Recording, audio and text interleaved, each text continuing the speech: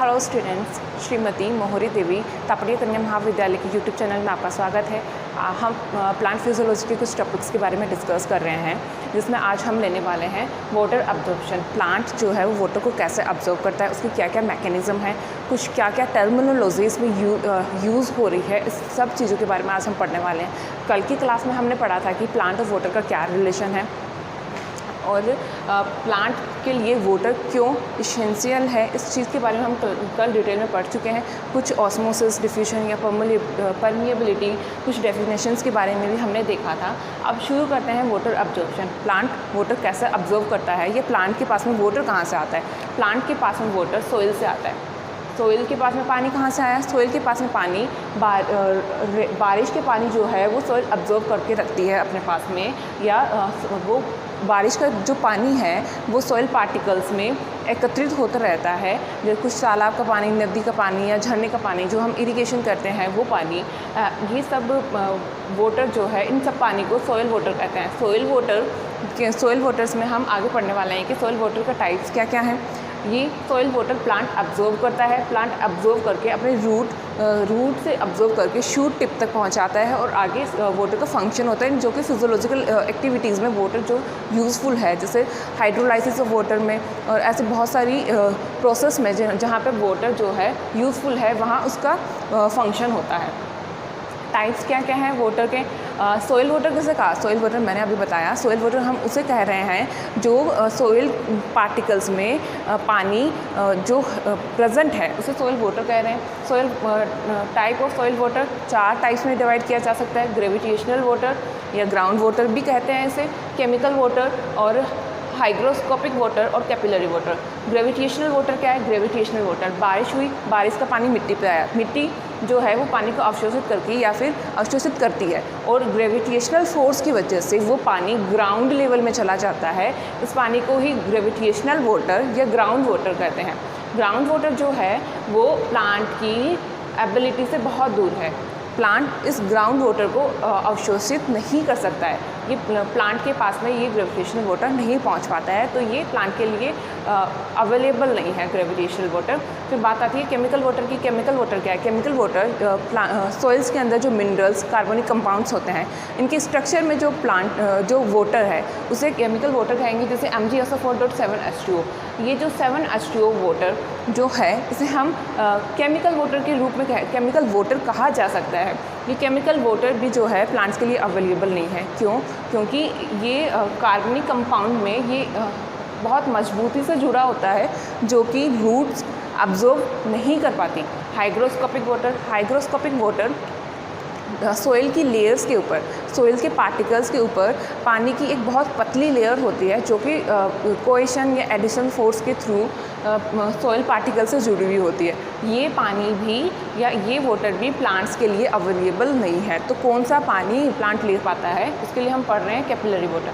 Capillary water कहने का क्या मतलब है, सोइल पार्टिकल्स के बीच में जो पोर स्पेस होता है, 2 सॉइल पार्टिकल्स के बीच में या बहुत सारे सॉइल पार्टिकल्स के बीच में जो पोर स्पेस या कैपिलर स्पेस होगा, जिसमें वाटर जो है वो एकत्रित होता रहेगा, ये पानी जो है, ये वाटर जो है प्लांट अब्जॉर्ब कर पाते हैं। कैपिलरी वाटर जो है प्लांट्स के लिए यूज़फुल है, प्लांट उसको ईजिली अब्जॉर्ब कर पाते हैं। ठीक है, अब हम कुछ टर्मिनोलॉजी पढ़ लेते हैं, जैसे कि होलार्ड क्या है, क्रिशार्ड और इकार्ड क्या है। होलार्ड जो सॉइल के अंदर जितना भी पानी प्रेजेंट है, जितने भी टाइप्स का पानी प्रेजेंट है उसे होलार्ड कहेंगे। जैसे कि इन चारों टाइप्स के सॉइल वाटर जो अभी मैंने बताया, ग्रेविटेशनल, केमिकल, हाइग्रोस्कोपिक और कैपिलरी, ये चारों टाइप के all water present inside the soil, इनको होलार्ड कहेंगे। चारों टाइप्स के वाटर को होलार्ड कहेंगे। और क्रिशार्ड क्या है, क्रिशार्ड प्लांट जो है जिस वाटर को अब्जॉर्ब कर पाता है उस टाइप ऑफ वाटर को क्रिशार्ड कहते हैं। इसमें आएगा capillary water. Plant easily capillary water को ही अवशोषित कर पाता है। इस चीज़ को हम क्रिशार्ड कहेंगे, इस टर्म को हम क्रिशार्ड कहेंगे। आगे आता है इकार्ड। What is इकार्ड? इकार्ड क्या है, जो पहले हमने पढ़ लिया, होलार्ड, सारे all water present inside the soil. Chresard जो पानी प्लांट्स के लिए अवेलेबल है। अब बच्चा कौन सा टाइप वाला, जो प्लांट्स के लिए अवेलेबल नहीं है, उन टाइप्स ऑफ वाटर को इकार्ड कहा जाएगा। क्या कहा मैंने, जो सॉइल वाटर या जो type of soil water plants के लिए अवेलेबल नहीं है, जिन्हें प्लांट अवशोषित नहीं कर पा रहा है, उन्हें ईकार्ड कहेंगे। ईकार्ड के अंदर ग्रेविटेशनल वाटर आएगा, केमिकल वाटर आएगा और हाइग्रोस्कोपिक वाटर आएगा। आगे की टर्मिनोलॉजी में फील्ड कैपेसिटी क्या है? बारिश हुई, बारिश की वजह से मिट्टी में पानी आया और वो ग्रेविटेशनल फोर्स की वजह से ग्राउंड लेवल पे चला गया। ये पानी जो ग्राउंड लेवल पे चला गया, उसके बाद में मिट्टी में जो पानी बचा है, सॉइल पार्टिकल्स में जो कुछ पानी बचा है, उस पानी की कंसंट्रेशन को, उस पानी की मैक्सिमम कंसंट्रेशन को ही फील्ड कैपेसिटी कहते हैं। इसके अकॉर्डिंग ही सॉइल्स के टाइप या फिर प्लांट्स अलग अलग जगह पे अलग अलग टाइप से ग्रो करते हैं। किस वजह से? फील्ड कैपेसिटी की वजह से। क्या किसी फील्ड की क्या कैपेसिटी है या फिर किस जगह पे किस टाइप का सॉइल प्रेजेंट है, इसके आधार पे ही वहाँ पे पौधों में वेरिएशंस देखा जाता है। अब आ गया है permanent wilting percentage. What is permanent wilting percentage?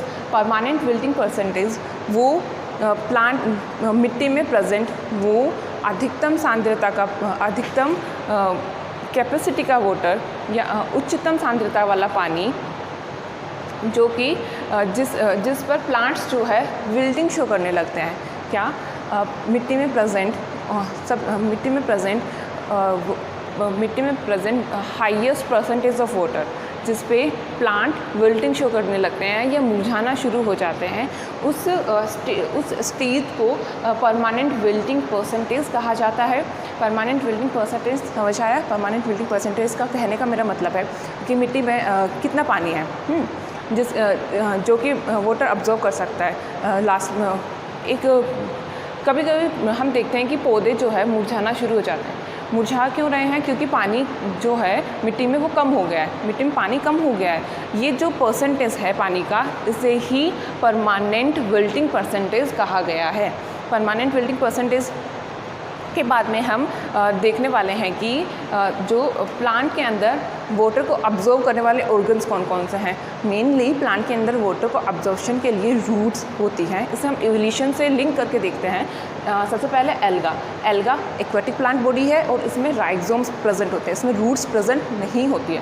Bryophytes में आ गए। ब्रायोफाइट्स को एम्फीबिया ऑफ प्लांट किंगडम कहा जाता है। इसमें राइजोइड्स इसमें भी राइजोइड्स प्रेजेंट होती है। टेरिडोफाइट्स को रेप्टाइल्स ऑफ प्लांट किंगडम कहा जाएगा, जिसमें कि राइजोइड्स और रूट्स दोनों प्रेजेंट होंगे। जिम्नोस्पर्म और एंजियोस्पर्म में अंदर ट्रू रूट्स प्रेजेंट होती है। ये रूट्स ही वाटर को अब्जॉर्ब करने का काम करती है। रूट के हम 3 पार्ट्स में डिवाइड किया जा सकता है। रूट को 3 पार्ट्स में डिवाइड किया जा सकता है।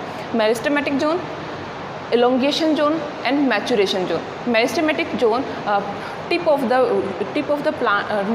रूट टिप पे जो टिश्यू प्रेजेंट है, जिसकी वजह से डिवीज़न हो रहा है और रूट जो है उसकी वृद्धि हो रही है या रूट की ग्रोथ हो रही है, उन टिश्यू को मेरिस्टेमेटिक टिश्यू कहेंगे और उसे मेरिस्टेमेटिक जोन कहते हैं। ये बहुत सॉफ्ट होता है, इसके ऊपर एक रूट केप नाम की स्ट्रक्चर लगी हुई होती है। और इलोंगेशन जोन उस जोन को कहते हैं जहाँ पे रूट की लंबाई में वृद्धि हो रही है। मैचुरेशन जोन पे रूट हेयर्स प्रेजेंट होते हैं। ये रूट हेयर्स ही बेसिकली वाटर को अब्जॉर्ब करता है और आगे प्लांट्स तक पहुंचाता है।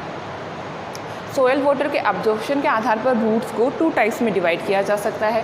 पहला है सरफेस रूट, दूसरा है डीप रूट। सरफेस रूट और डीप रूट। सरफेस रूट क्या है?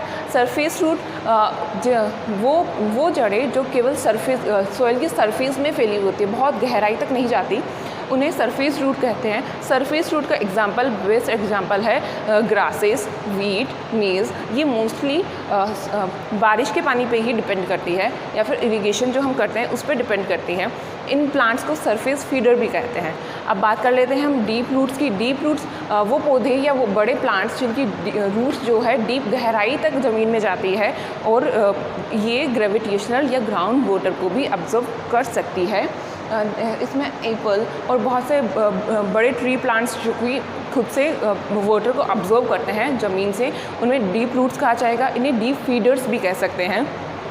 तो आज की क्लास में हमने क्या क्या देख लिया? आज की क्लास में हमने देखा है कि प्लांट वाटर को कहाँ से अब लेता है? सोइल से लेता है। सोइल में वाटर कहाँ से आया? बारिश के पानी से आया, तालाब, झरने और नदियों से आया। और ये जो पानी सोइल में है उसे हम सोइल वाटर कह रहे हैं। इसके क्या क्या टाइप हैं? ग्रेविटेशनल, केमिकल, हाइड्रोस्कोपिक और कैपिलरी। इनमें से कौन कौन सा टाइप का वाटर जो है प्लांट यूज़ कर सकता है या फिर उसे अब्जॉर्ब कर सकता है, उसके आधार पर हमने कुछ टर्मिनोलॉजी पढ़ी, होलार्ड, क्रिशार्ड एंड इकार्ड। होलार्ड जो है चारों टाइप्स के वाटर जो कि सोइल में प्रेजेंट है उन चारों को कंबाइंड रूप में होलार्ड कहेंगे। और क्रिशार्ड की क्या डेफिनेशन हुई? Water available for plants. उस टाइप वाटर को कहेंगे क्रिशार्ड जो कि प्लांट हैं वो अब्जॉर्ब कर पाते हैं। इसमें कौन सा एग्जाम्पल आएगा? कैपिलरी वाटर आएगा। तो इसके बाद में हमने पढ़ा इकार्ड। इकार्ड क्या है? जो वाटर रिमेनिंग जो टाइप ऑफ वाटर है जिसे प्लांट अब्जॉर्ब नहीं कर पा रहा है उन्हें इकार्ड कह दिया। फिल्ड कैपेसिटी क्या है? ग्रेविटेशनल वाटर के बाद में पानी, बारिश का पानी ग्रेविटेशनल फोर्स के थ्रू ग्राउंड वाटर में जाने के बाद में मिट्टी में जो पानी बचा है जिसे प्लांट अब्जॉर्ब कर सकता है और अपनी ग्रोथ कर सकता है, उस मैक्सिमम वाटर को ही ऑर्गेन्स जो कि वाटर अब्जॉर्ब कर पा रहे हैं प्लांट्स के लिए, वो कौन कौन से ऑर्गेनिल है उनके बारे में हमने पढ़ा था। Root basically, algae, bryophytes and pteridophytes, gymnosperm, angiosperm से लिंक करके हमने इसको पढ़ा था। उसके बाद में हमने स्ट्रक्चर देखी थी रूट की, जिसमें meristematic zone, elongation zone and maturation zone के बारे में पढ़ा। फिर वाटर को अब्जॉर्ब करने के आधार पर रूट्स को दो टाइप में डिवाइड किया, सरफेस और डीप रूट्स। सरफेस रूट में सरफेस फीडर और डीप रूट को डीप फीडर कहा जाएगा। सरफेस फीडर में जिसमें रूट्स जो है वो ज़्यादा गहराई तक नहीं जाती और डीप रूट्स में रूट्स जो है वो गहराई तक जा सकती है। ठीक है, आज का टॉपिक यहीं तक कर लेते हैं। कल के टॉपिक में हम आगे डिस्कस करेंगे कि एक्टिव पैसिव ट्रांसपोर्ट क्या है, इसके बारे में डिटेल में पढ़ेंगे।